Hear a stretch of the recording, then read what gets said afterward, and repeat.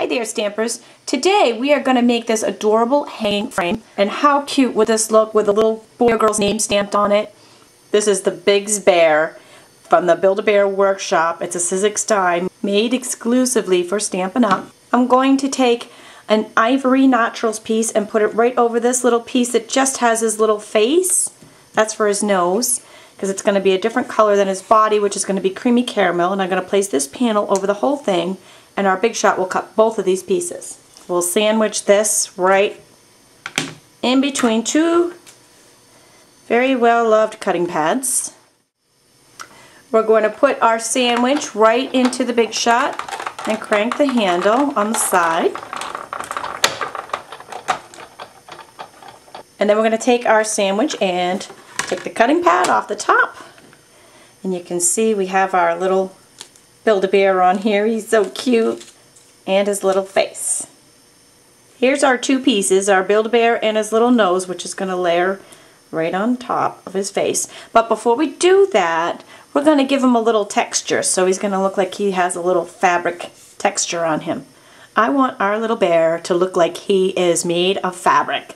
So I'm taking the paisley background texture plate made for the Big Shot, and I'm putting the bear upside down onto this texture plate. And then I'm going to take the silicone pad, place it on top, and this is a little cheat I've learned for deep impressions. Instead of using the impression pad that I normally use, I'm going to take a cutting pad that I just used to cut the bear out. We're going to come back to our Big Shot and take the multi-purpose platform, place it right on there, closed, put our little sandwich right on top, going to muscle it right through.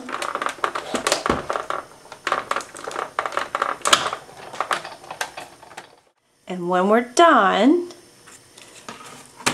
here is our bear. You can see he's got really deep texture on him. Looks great.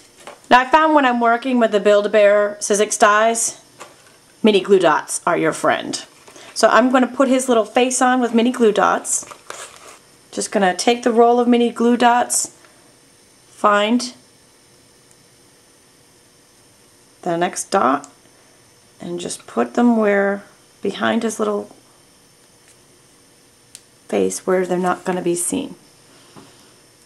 And stick it right on his nose. Here's a little trick for his eyes, nose, and mouth. Taking some chocolate chip cardstock and a 1-inch punch. Punch that out and we'll stick it right behind his face. Voila! To stick that on, I'm just going to take a little snail, pop that right on there, and now he has a cute little face. For our background, this is the small chipboard book from Stampin' Up. The paper is called Positively, P-A-W-S, Positively Prints Designer Series paper from Stampin' Up. This was made to go with the Build-A-Bear collection. I'm going to use the pink and green stripe on the top, and then I'm going to use the green piece in the bottom. And for the middle, this little piece I'm going to cover with some Stampin' Up ribbon originals called Masterpiece. I love this. It's like a brown satin ribbon. Before I attach this paper to the panel, I want to stamp the stamp room on the top. So just to give me an idea, I'm going to line it up here, put our bear down kind of where he'll probably be on the panel. Wild West alphabet set. And if you want this to be straight, you can use a Stamp-A-Majig. I'm intentionally stamping these letters crooked.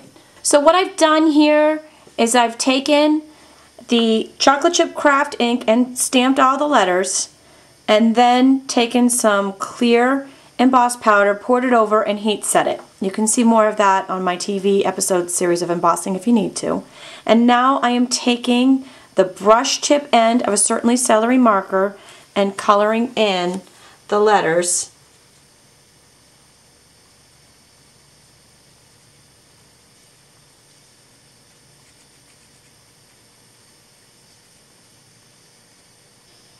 And once I finished coloring in the letters, we have our stamp room.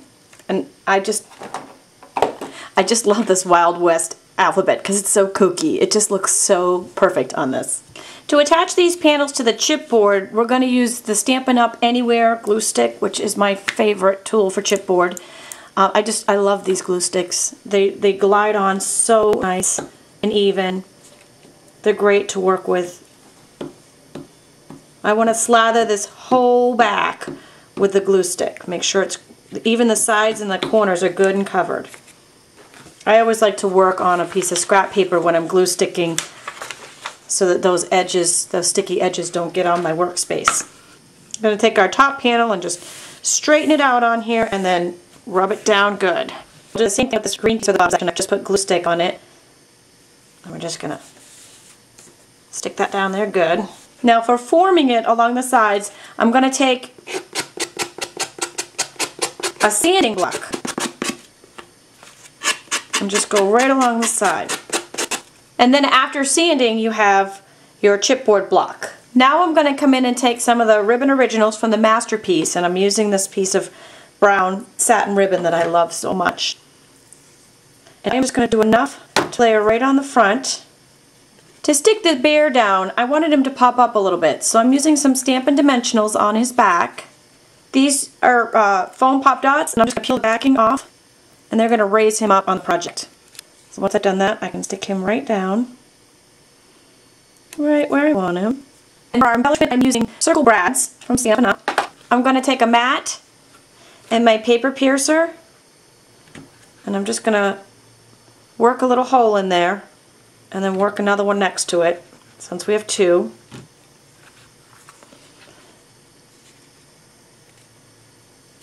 And I'll pop that big eyelet in and then just spread the backing on it, and then pop the little one in.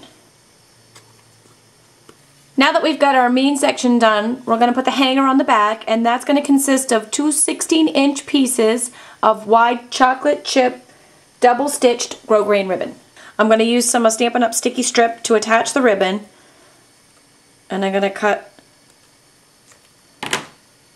the sticky strip is double-sided, and the red that you see right here is the backing. When I peel this off, it's going to be sticky, but I want to make sure I stick it to the back of our project.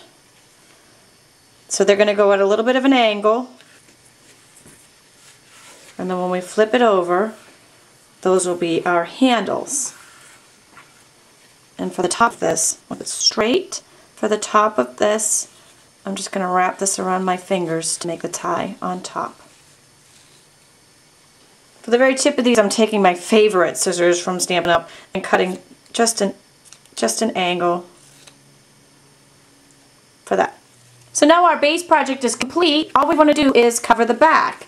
So to do that, I'm going to take another piece from the Positively Prints designer paper and shape it again with the sanding block. And once you finish sanding your back, you now have your double-sided project. Thanks! Join us again!